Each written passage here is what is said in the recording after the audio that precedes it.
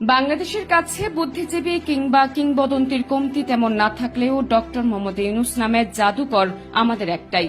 সরকার প্রধান হওয়ার পর থেকে তার সম্পর্কে বাংলাদেশের সাধারণ জনতা যত জানছেন ততই এই লাইন বারবার বলতে বাধ্য হচ্ছেন। প্রধান উপদেষ্টার জীবনের এমন অনেক দিকই এখনো আমাদের অজানা, তবে বলা বাহুল্য যে শান্তভাষী কিন্তু শক্ত হাতে দেশের হাল ধরা ডক্টর ইউনূসের জীবনের প্রায় সব দিকেই সবাইকে অবাক করে।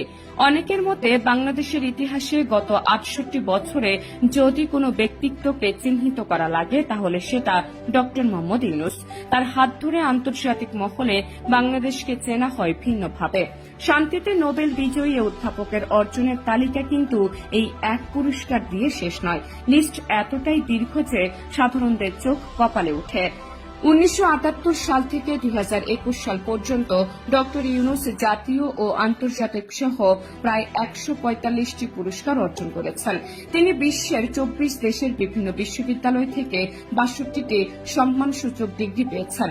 ১০ দেশের রাষ্ট্রীয় সম্মাননা সহ ৩৩ দেশ থেকে ১৩৬টি সম্মাননা পেয়েছেন।